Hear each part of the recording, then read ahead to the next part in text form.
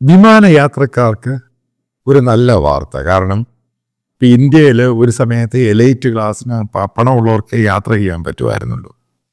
പക്ഷെ അതൊക്കെ മാറി ഇന്ത്യയിൽ എല്ലാവർക്കും ഇപ്പോൾ വിമാനത്തിൽ യാത്ര ചെയ്യാൻ പറ്റും. അത് ഗ്ലോബലായിട്ടുണ്ടായ മാറ്റമാണ്. അത് ഇന്ത്യയിലും ഉണ്ടായി. ഏറ്റവും നല്ല വാർത്ത എന്ന് പറയുന്നത് നിങ്ങൾക്കറിയാം, ഈ ലോങ് ഹോൾ ഫ്ലൈറ്റ് ഉണ്ട്. അതായത് അമേരിക്കയിലോട്ടും കാനഡയിലോട്ടും മറ്റുള്ള രാജ്യങ്ങളിലോട്ടും പോകുന്നത്. ഇപ്പം ഒരു കാൽക്കുലേഷൻ എടുക്കാം.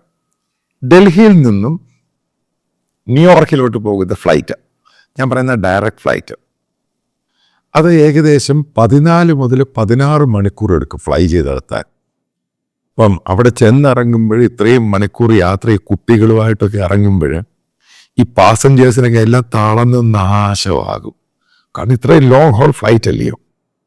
പിന്നെ ജെറ്റ് ലാഗ് അതും ഇതും.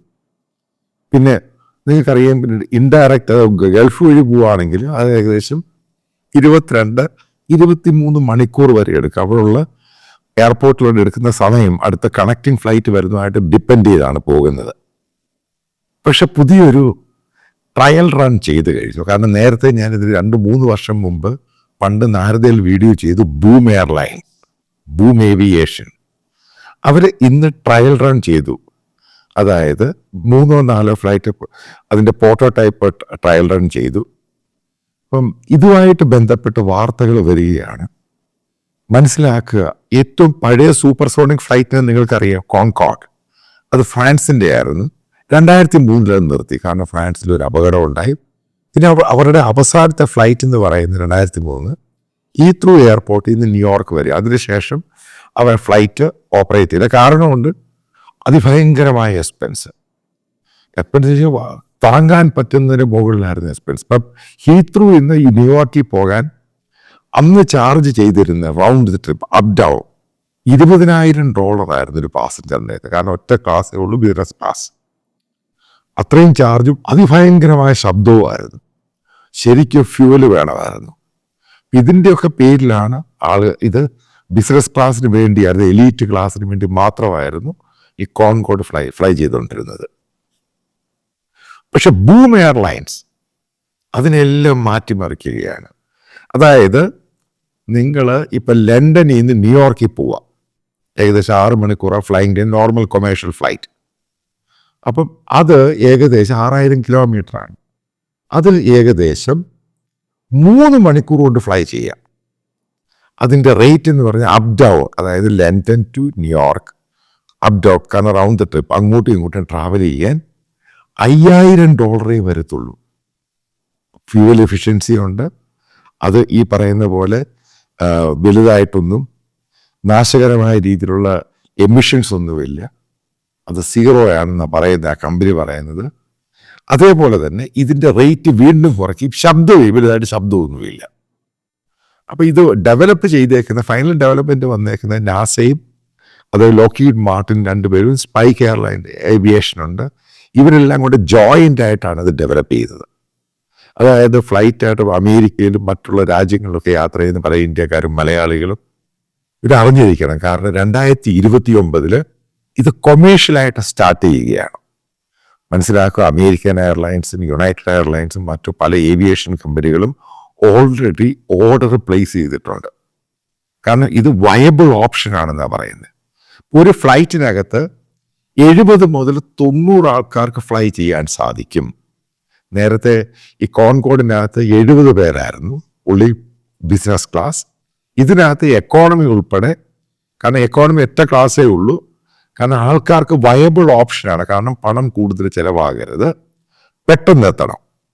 അതായത് വളരെ സന്തോഷമുള്ള വാർത്തയാണ്. കാരണം ഞാൻ ഈ ഫ്ലൈ ചെയ്യുമ്പോൾ അത് ഇത്രയും മണിക്കൂർ ഫ്ലൈ ചെയ്ത് തളർന്ന് നാശമായിപ്പോവും. ഇപ്പം ഏകദേശം ഇപ്പം ഡൽഹിയിൽ നിന്ന് ഡൽഹിയിൽ നിന്ന് അവിടെ വരെ പോകാൻ, അമേരിക്ക പോകാൻ എനിക്ക് 6 മണി, അതായത് കൊച്ചി ടു ഡൽഹി ഏകദേശം 3 മണിക്കൂറാണ് ഫ്ലൈ ചെയ്യുന്നത്. ഇപ്പോൾ എവിടെയെങ്കിലും സ്റ്റോപ്പ് ഓവർ ഉണ്ടെങ്കിൽ അത് 3 മണിക്കൂർ, ചിലപ്പോൾ 5 മണിക്കൂറാകും. അത്രയും സമയം, അതായത് ഏകദേശം ഒരു സ്റ്റോപ്പ് ഓവറിൽ കൂടി ഇവിടെ വന്ന് ഫ്ലൈ ചെയ്യുമ്പോൾ ലാൻഡ് ചെയ്യാൻ എടുക്കുന്ന സമയമേ ഉള്ളൂ ന്യൂഡൽഹിയിൽ നിന്നും ന്യൂയോർക്കിലോട്ട് ഫ്ലൈ ചെയ്യാൻ. ഞാൻ ഈ പറയുന്ന റൂട്ട്, അത് ഇപ്പുറത്ത് തിരിഞ്ഞ വെസ്റ്റേൺ സൈഡ് ആണെങ്കിൽ സമയം കുറച്ചും കൂടെ വെതറൊക്കെ അനുസരിച്ചാണ് ഇത് മാറുകയും പോവുകയൊക്കെ ചെയ്യുന്നത്. ഏതായാലും ഇതൊരു വലിയൊരു ഗ്രൗണ്ട് ബ്രേക്കിംഗ് സംഭവം തന്നെയാണ്. പിന്നെ എലോൺ മസ്കിൻ്റെ അത് വരുന്നു. പിന്നെ പല വേറെയും കമ്പനികൾ ഇതുമായിട്ട് ബന്ധപ്പെട്ട വാർത്തകൾ വേറെയും പല കമ്പനികൾ ഡെവലപ്പ് ചെയ്യുന്നുണ്ട്. അതായത് നമ്മളിപ്പോൾ ഒരു സംഭവം ഉണ്ടാക്കുമ്പോൾ അതുകൊണ്ട് തന്നെയാണ് ഈ ചൈനയുടെ ഡീപ് സീക്ക് വലിയ ഹിറ്റായത്. കാരണം ഒരു ഇന്നോവേഷൻ വരുമ്പോൾ സാധാരണക്കാരിൽ വരണം, എലീറ്റ് ക്ലാസ്സിൽ മാത്രം വരരുത്. അതൊരു പുതിയ ഫിലോസഫി ആയിട്ട് മാറി ലോകത്ത്. അതുകൊണ്ടാണ് അവർ ഡെവലപ്പ് ചെയ്തപ്പോൾ ഇതേപോലെ ഏവിയേഷൻ ഫ്ലൈറ്റുകൾ ഡെവലപ്പ് ചെയ്ത് കഴിഞ്ഞപ്പം എങ്ങനെയാണ് സാധാരണക്കാരന് വയബിളായിട്ട് പണം ടിക്കറ്റ് വാങ്ങി യാത്ര ചെയ്യാൻ പറ്റുന്നത്, ഒരു പ്രത്യേക ക്ലാസ്സിന് വേണ്ടി മാത്രമല്ല. അപ്പം അതിൻ്റെ ഭാഗമായിട്ട് നടന്ന 2026 ഇവർ ലോഞ്ച് ചെയ്യാൻ വെച്ചിരുന്നതാണ്. പക്ഷെ അത് 2029 മാറ്റി. കൊമേഴ്ഷ്യൽ ലോഞ്ചിങ്ങിൻ്റെ കാര്യമാണ് പറയുന്നത്. ഇതോടുകൂടി ഏവിയേഷൻ്റെ അകത്തൊരു വലിയ ചരിത്രം ഉണ്ടാകും. കാരണം ഇത്രയും പണം കുറച്ച് ട്രാവൽ ചെയ്യാൻ പറ്റുന്നു. ഇതേപോലെ മറ്റുള്ള പല സ്ഥലങ്ങളിൽ പോയിട്ട്, അതായത് മിഡിൽ ഈസ്റ്റ് ആ ഭാഗങ്ങൾ, ബ്രിട്ടനിൽ അവിടെ പോയിട്ട് പോകേണ്ട ആവശ്യമില്ല. ഇതിനാകെ ഇത്രയും പണമേ ആകുന്നുള്ളൂ നേരത്തെ ബുക്ക് ചെയ്താൽ. അതായത് ഈ വലിയൊരു കോമ്പറ്റീഷനായിട്ട് മാറും. അതായത് പ്രൈസ് കുറയുന്നു, ശരിക്കും കുറയുന്നു, സമയം കുറയുന്നു, എഫിഷ്യൻസി കൂടുന്നു, പൊല്യൂഷൻ ഇല്ലാതാകുന്നു, ശബ്ദം കുറയുന്നു. ഈ ഫാക്ടേഴ്സ് വെച്ച് നോക്കുകയാണെങ്കിൽ ബൂം ഏവിയേഷൻ്റെ വരാൻ പോകുന്ന ദിവസങ്ങൾ, വീണ്ടും ഞാൻ പറയുന്നത് മറ്റു പല കമ്പനികൾ ഇതേപോലെ പല ടെസ്റ്റുകളും ട്രയൽസും നടത്തിക്കൊണ്ട്, പക്ഷെ ഇവരാണ് ഇപ്പോൾ ആദ്യം കയറി വരുന്നത്. വന്നു കഴിയുമ്പോൾ ഉറപ്പായിട്ടും ഏവിയേഷൻ സെക്ടറിനകത്ത് ഉണ്ടാകാൻ പോകുന്നൊരു റവല്യൂഷൻ, അത് എല്ലാവർക്കും അത് അനുഭവിക്കാൻ കിട്ടും. പെട്ടെന്ന് പോകുന്നു, പെട്ടെന്ന് വെറുതെ കാര്യങ്ങൾ ചെയ്യുന്നു.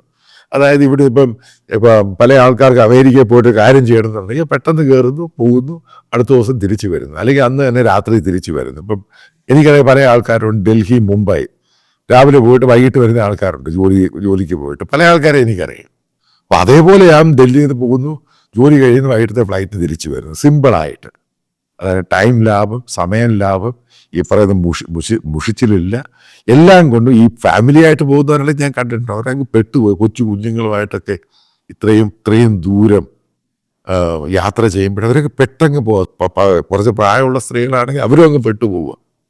അതായത് അതിനൊരു വലിയ ശാപം, അതൊരു വലിയ ശാപം തന്നെയാണ്. അത് പൂർണ്ണമായിട്ടും മാറിക്കിട്ടുന്നു. അതായത് 2003 കോൺകോർഡിന് ശേഷം ഉണ്ടാകുന്ന വലിയൊരു റവല്യൂഷനായിട്ട് മാറുന്നു. ഏറ്റവും പ്രധാനം, ഞാൻ അടിപരമായിട്ട് സാധാരണക്കാർക്കും ടിക്കറ്റ് ബൈ ചെയ്ത് യാത്ര ചെയ്യാൻ പറ്റും. എല്ലാ ഭാവങ്ങളും നേരിടും. കാരണം ആവശ്യമാണിത്. കാരണം ലോകം മാറുന്നു, എല്ലാം ഫാസ്റ്റ് ആകുന്നു. ഇതുപോലെ യാത്രയും എല്ലാവർക്കും അനുകൂലമായ അന്തരീക്ഷം ഉണ്ടാക്കി കൊടുക്കണം, സമയത്തിൻ്റെ ലാഭം ഉണ്ടാക്കണം. എല്ലാ രീതിയിലുള്ള ഭാവങ്ങളും നേരുന്നു.